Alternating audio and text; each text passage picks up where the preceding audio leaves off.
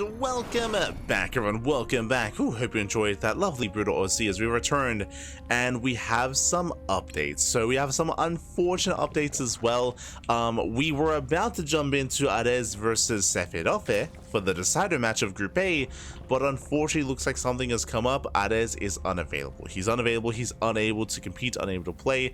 Something did come up. So I hope everything. Oh, as we go for 12, 11. Sorry, 13, 12. Sorry, 13. So something did come up. So I do apologize. In the end, because of that, Ares, he did provide a walkover to his opponent. Sefirofe does advance on in second place from Group A. Unfortunately, I mean, ideally we did want a series between the two players. I was looking forward to a back and forth, but alas, there is a walkover provided. With that, congratulations to Sefirofe. We do have both Protoss players, both Sefirofe and Shakti, making it out of Group A. Now we are jumping into Group B with a 13-12, and spawning in the top right-hand corner of ley lines, we have the red Zerg player representing the Platinum Heroes. It is Tatagiba. And spawning in the bottom left-hand corner, we have someone we have going for a hatch pool opener. We have the Brazilian Zerg player for Eximius Gaming. It is Marova. Let's go. And if you're in the chat, predictions are open. Place your bets on who you think will claim the series. Best of luck in the chat as we jump into our fresh best of 3. Now, as a reminder, we have a lot to go into when it comes to the group itself, but for now, let's focus on the match because, mate, we got some cheese coming our way. Let's go. The 13-12 is upon us. That means we're rushing into link speed, rushing into main links as well. The links are moving out across the map. Tatagiba, he is committing here into his all-in, and Marova with a drone scout, he confirms. He does confirm the lack of expansion. He sees all the links as well. He knows what's going on, and back at home, he can set up some spine crawlers. He can set up defensively already. There we go, spine crawlers on the way. Ooh, spine crawler on the low ground. I mean, this is a late gas geyser, so earlier link production from Marova. True, so he can try to defend this. He can try to hold on a little bit easier here. But yeah, he's not going to hold on to the spine. Yeah, the spine crawler needs to be in the main base. Is going to be denied. That's a kill. That's a kill, not a cancel. Massive pickoff already. Spine crawler goes down. He gets one. He's going to try and get the other. A couple of links do come in to reinforce. Queen is on the way in the main. There's one queen on the way. Banelings are in production. Again, Marova, he has the tools to defend, but already losing a spine crawler is a massive blow here to Marova. Last Banelings that have arrived. Spine crawler is not done. Banelings, oh, boom, massive connections. They take down the Lings. Lings go down. Spine crawler as well. Queen gets around, but this is backup spine crawler on the way. The queen goes down. Oh my god, massive pickoff. Queen does fall. Now, these are good pickoffs here, but bearing in mind, Marova still has a lead. He still has an advantage. He does bring the boys down to the low ground. Oh, he pulls the boys to defend. Doesn't quite need them, though. And now the boys are going to be that much more exposed. Lings are poking in. Banelings are on the way. Now, a win condition here for Tatagiba is to either connect with the Lings or connect with the drones to get into the mineral line. Where is he headed? Where's he going? Oh my god, shuts down the Lings. So he takes down the Lings, and with that, the boys, they're being pulled. Marova, yeah, there's no defending this. GG gets called. Marova, he is broken, and Tatagiba, he will take game number 1. Whew. GG. Does take the game, does take a lead in the series. Again, explosive game 1 in more ways than one. Does take a lead, and again, Marova, he did go for an early pool timing, so he did have the tools to defend, but unfortunately, he tried to defend the natural, not the main. Against a 13-12, you can afford to give up your natural. You can afford to give it up, and you can make a stand in your main base instead. There's more pressure for your opponent to go into the main, not just to kill the natural base. So Marova, unfortunately, it did look like a bit of a more inexperienced defense against the 13-12. He had a good idea, but unfortunately, yeah, the execution was lacking there. He was a little bit too ambitious when it came to defending the natural the way that he did, and he was punished for that ambition. GG. GG, well played.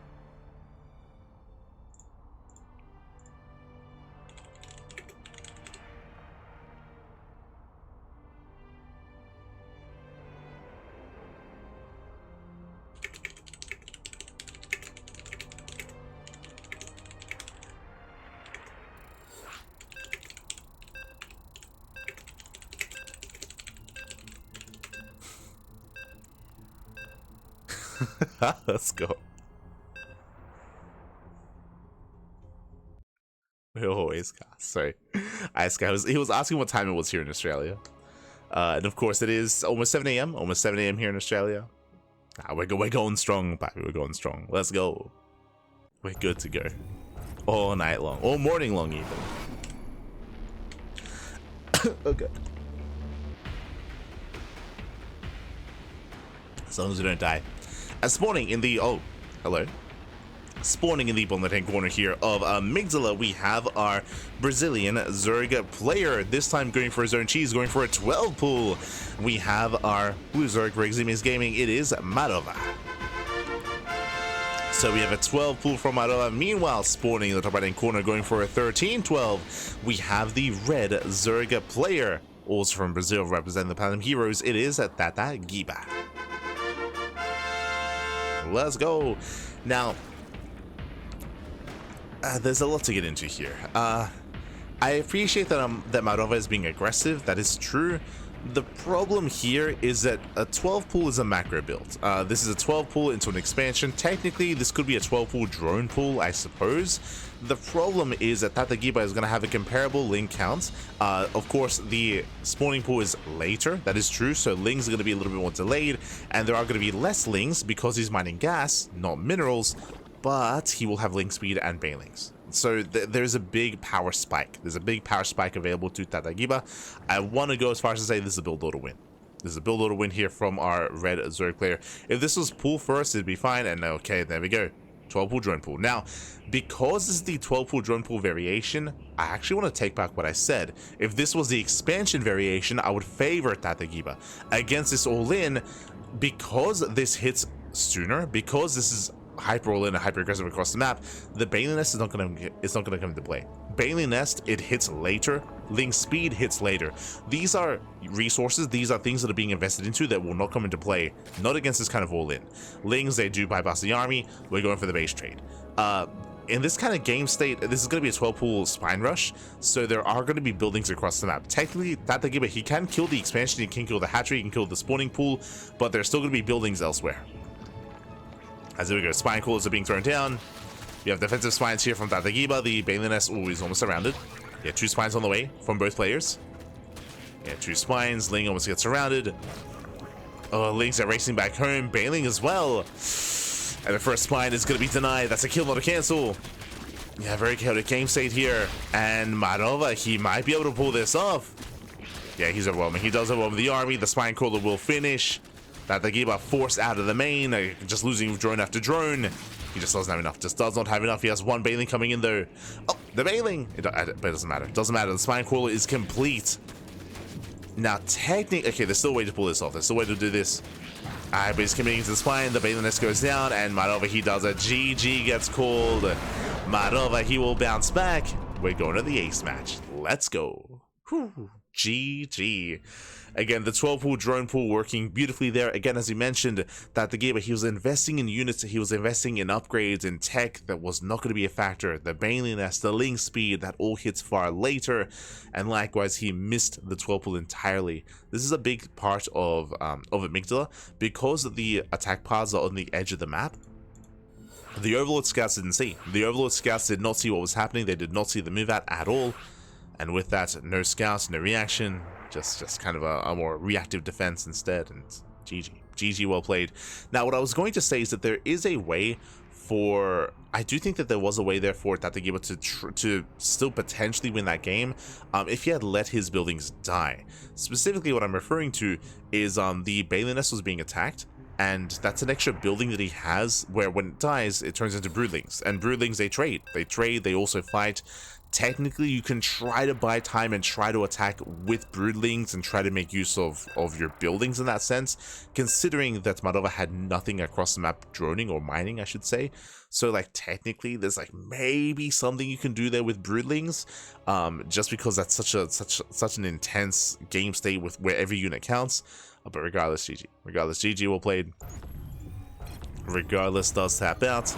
And with that, we go into the ace match, and spawning in the bottom left-hand corner of Ultra Love, we have the Brazilian Zerg player, the blue Zerg, droning, by the way, not going for the 12 pool. It is, for Eximius Gaming, Marova. And spawning in the top right-hand corner, 3 games in a row, going for the 13-12. We do have the Brazilian Zerg player for the Platinum Heroes. It is Tatagiba. So 3 games in a row, 13-12. Meanwhile, we do have a drone scout this time from Tatagiba. So last time there was no drone scout. This time he wants to be sure what's happening.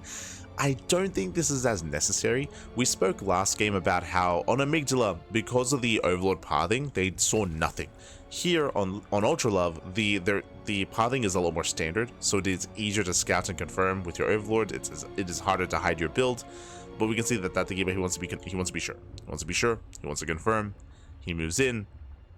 And Marova, he is going for a later, but still before expanding, gas pool. Does go pool gas opener here. So this is very safe. A very safe play by Marova. I would say that Marova has the advantage, but at the end of the day, it comes down to the control. It comes down to the control, comes down to micro. Comes down to how well Marova can pull off its defense. Like, I would have even said that I was favoring Marova in game 1. Remember, I mentioned Marova, he went pool first. He went pool first in game 1. He had the tools to defend, but it was the execution that was lacking. Here, same thing. Where I would say that Marova has the tools to defend against the 13-12, but it comes down to his control, to his micro, his decision making. Where does he throw down the spine crawler? How does he engage? When does he pull the boys? Does he try to save the natural? Does he give it up? We'll see. As I mentioned in game 1, Marova, he can't afford to give up and abandon his natural just because of the drone count. As you can see, Tatagiba, he's on 13 drones. He's on 13 workers. Marova is on 17. Even if Marova were to lose his natural, if he defends regardless, with still losing the base, he's still ahead. He's still in a better position. And here we go, spine crawler on the high ground. Already a better response here by Marova. Already I'm liking this a lot more than game 1. Hatcher's under fire. Queen moves out. Now, again, as we mentioned, Marova, he does not have to fight on the low ground. He doesn't have to unburrow his spine crawler and move down. He can try to pull this off and save the base, but it is risky. As here come the Banelings. And Marova, he doesn't have to be down here. There we go, Link Speed kicks in. Spine crawler is too far back. Like, if we're going to try to defend the natural, we need everything. Lings, they bypass the natural. Oh. Queen is gonna trade as best he can, but the queen will die. Banelings, they head into the main. They can bypass the spine. They're going for the mineral line. And Marova, he has to split. He has to split. Oh my god, does pull away. Oh no! Ooh, brutal connections. Drones, they go down. That is 6 drones already falling. And just like that, Marova is now down in workers. But he will save the natural. Okay, so there's a bit of a give and take here. He's now down in economy. He's now down in workers. He has to reposition that spine crawler. If we're going to defend the natural, we need that spine on the natural base. More Banelings on the way. Banelings are morphing in. Marova, we need that spine. Come down, Papi, calm down. Come down to the low ground. We need the spine. There's the expansion. And now's the time to drone. Now's the time to reposition the spine crawler and drone up. And Marova, he's droning. He's doing one part of that. But here comes Tatagiba, and this is going to be a tough defense without Banelings. Yeah, Tatagiba, he will break the natural. He will break it at this point. Without an additional queen, without a spine crawler. He's rolling in.